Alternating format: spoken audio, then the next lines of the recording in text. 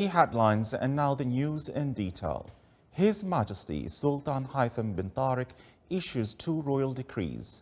Royal Decree number 50 of 2021, Article 1, ratifies the Unified Agreement on Value-Added Tax for the Gulf Cooperation Council countries in accordance with its attached formula.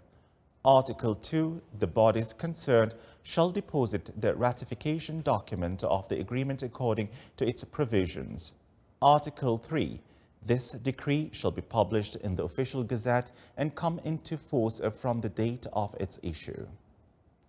Royal Decree number 51 of 2021, Article 1, ratifies the Unified Agreement on Excise Tax for the Gulf Cooperation Council countries in accordance with its attached formula.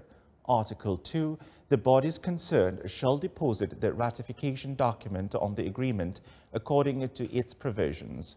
Article 3, this decree shall be published in the official gazette and come into force from the date of its issue. The State Council discussed in its meeting today proposals on reviewing environment protection and combating pollution law and cybersecurity law. The meeting also discussed the reply of the Council of Ministers on the State Council recommendations about the 10th Five-Year Development Plan project, as well as its State's General Budget Law for the financial year 2021. His Excellency Sheikh Abdul Malik ibn Abdullah Al Khalili, Chairman of the State Council, chaired the meeting.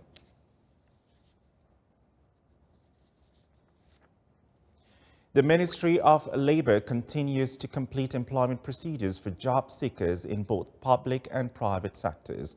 In the Governorate of Muscat and South Batna, over 5,000 male and female job seekers conducted tests required to occupy jobs at the government units. Similar tests will be conducted for job seekers in other governorates of the Sultanate in the coming days. The job seekers conducted online tests, which consist of 30 questions, multiple choices. The questions focused on specializations, general knowledge, and cognitive abilities.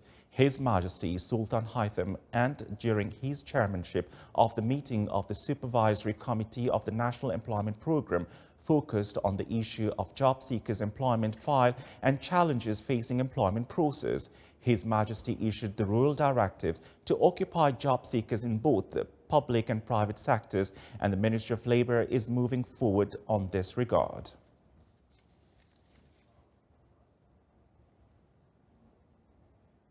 The Ministry of Health announced 17 deaths and 1,675 new cases of COVID-19 in the Sultanate. It also registered 1,685 recovered cases.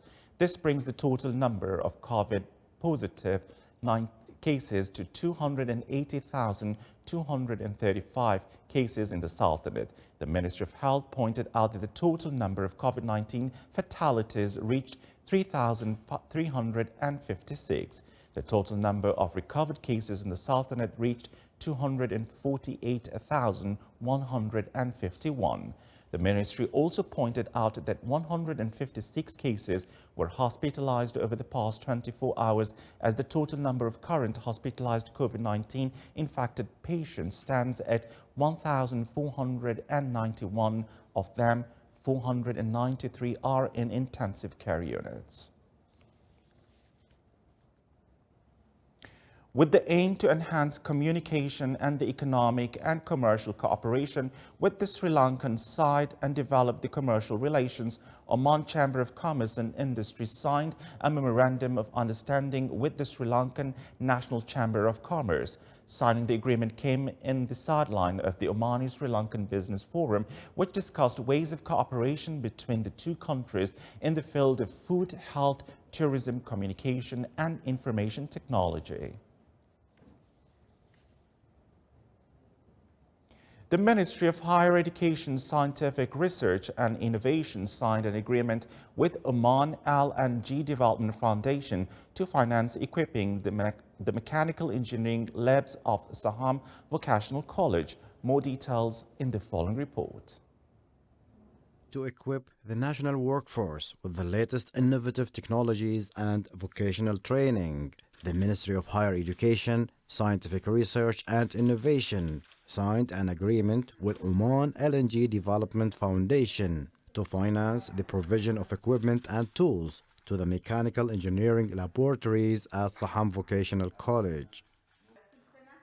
We are proud to be the funders of such a program. We believe in training Omani youth to make them ready for the workplace. We hope with all such funds that it will contribute to the Omani economy, as well as upskilling Omani's skills to meet the international standards. The Ministry of Higher Education, Scientific Research and Innovation strives to activate the leading role of the vocational colleges in serving the community and equipping the local youth with the required skills and competencies. In this program, we are covering three laboratories. One is fluid mechanics, second one is applied mechanics, third one is material mechanics. We believe in Oman LNG that such investment has a higher return. Because as you can see recently, many dynamic changes around us, where the technical learnings, technical knowledge, and hands-on are very important for people to do better. The agreement comes within the goals of Oman 2040 vision to bolster partnership and integration between various sectors, particularly the academic sector and the labor market, as one of the most important pillars of the national vision. Empowering the vocational education and training with latest technologies will enable the sector to meet the labor market requirements and support the sustainability of the national economy. صالح بوخلفان الرحبي, Sultanate of Oman Television, Muscat. The International Committee of Red Cross assured the Sultanate's concern of the humanitarian issues within its political and diplomatic efforts to find peaceful solutions for issues and conflicts in the region. His Excellency Peter Maurer, chairman of the International Red Cross Committee, said in a press release that the meetings which were held in the Sultanate came into work in the fields of common interest in humanitarian affairs in the area. His Excellency clarified that the committee during the last 6 years was able to build a vital logistic supply line that served millions of affected civilians in the conflict in Yemen. The completion percentage of the project of a facilities and services building in Al Mazuna Free Zone reached 70%. The building consists from 4 floors with a space of 11,000 square meters, including administration offices, banking services, shops, coffee shops, restaurants, commercial offices, and multi-purpose halls. The operation process of the building is expected to start before the end of the current year.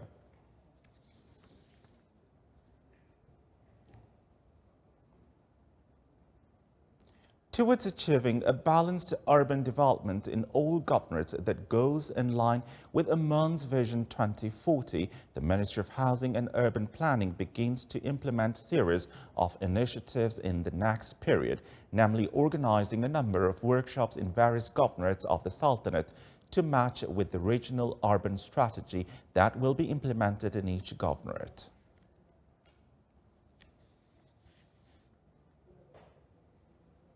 International Innovation Center organized 2 workshops on the means of benefiting from mineral resources, namely silica, limestone, copper, and chrome.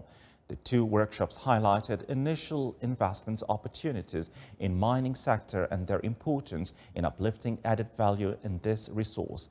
The workshops also focused on challenges facing investment on mining sector. Experts and specialists in mineral economic from local and international establishments took part in the workshops. Oman Airports, in cooperation with the Ministry of Heritage and Tourism, announced to launch direct weekly flights between Muscat and Paris starting from next October, with 3 weekly flights through Air France. Launching the direct flight came to attract more international flights to the Sultanate Airport and enhance the touristic and commercial activities between Sultanate and the rest of the world in light of the Sultanate's tourism potentials and promising investment opportunities. The Omani Tourism Development Company, Omran, announced the beginning of the trial run of Al Naseem Resort Dusit in Jebel Al Akhdar. The four-star resort includes more than 250 rooms and hotel suites, as well as many modern hotel facilities and services. It's expected that the resort will later open an adventure park on an area of more than 8,000 square meters and a group of facilities that was designed in harmony with the geographical nature of Jebel Akhdar in practice, adventure and hiking activities.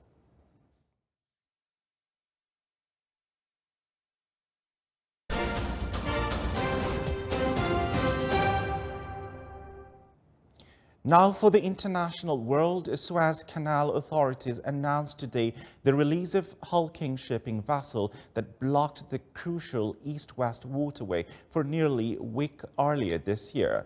The Ever Given was seen leaving the Suez Canal after its Japanese owner, Shoei Cal Limited, reached a compensation agreement with the canal authorities after more than 3 months of negotiations on a court standoff. The settlement deal was signed in a ceremony today in the Suez Canal city of Ismailia, after which the vessel was seen sailing to the Mediterranean. The Suez Canal Authority did not reveal details of the term of the state settlement. Initially, it demanded $916 million in compensation, then $550 million. In addition to the money, the canal would also receive a tugboat. The panorama-flagged vessel ran ground in March, blocking the crucial waterway for 6 days. Haitian President Jovenel Moise was assassinated in an attack on his private residence, the country's interim prime minister said in a statement today, calling it a hateful, inhuman and barbaric act. Interim Premier Claude Joseph said First Lady Martine Moise was hospitalized following the overnight attack. The nation of more than 11 million people had grown increasingly unstable and disgruntled under Moise. In the early morning hours of today, the streets were largely empty in the Caribbean nation's capital of Port-au-Prince, but some people ransacked business in one area. Moise, who was 53, had been ruling by decree for more than 2 years after the country failed to hold elections, which led to Parliament being dissolved. Opposition leaders have accused him of seeking to increase his power, including approving a decree that limited the powers of a court that audits government contracts and other that created an intelligence agency that answers not only the president. Haiti was scheduled to hold general elections later this year. The European Commission's 2021 summer forecast predicted that the economies in the 27-nation EU and among the 19 countries using the euro single currency are expected to expand by 4.8% this year. Economy Commissioners Paolo Gentili further said. The gradual reopening is set to drive a strong economic rebound. In the first months of the year, the resurgence of the pandemic and the need to new restrictions dampened economic activity by less than suggested by the preliminary estimates. So this is the first factor. The success of containment measures and the higher pace of vaccination have helped bring down the number of new infections. This has led to a gradual reopening of the economy also in the service sectors. Both these two factors, better outcome in the first quarter and quick reopening, are fueling economic recovery in the EU. The second message is that the growth forecast is revised up markedly for 21 and slightly also for 22. These factors have led us to revise up markedly, I repeat, the growth forecast, with GDP in the EU now expected to increase by 4.8% in 21 and 4.5% in 22. This is the Sultan of Oman television. Before we end tonight's bulletin, here are the main points once again. His Majesty Sultan Haitham bin Tariq issues 2 royal decrees on ratifying the Unified Agreement on Value-Added Tax and Excise Tax on the Gulf Cooperation Council countries. The Ministry of Labour continues to complete employment procedures of job seekers in both public and private sectors. The Ministry of Health reports 17 deaths and 1,675 new COVID-19 cases in the Sultanate. And Oman Chamber of Commerce and Industry signs a memorandum of understanding with the Sri Lankan National Chamber of Commerce to enhance the economic and commercial cooperation. With that, we come to the end of tonight's news bulletin. From all of us here at the studios and the newsroom, it's good night and stay safe.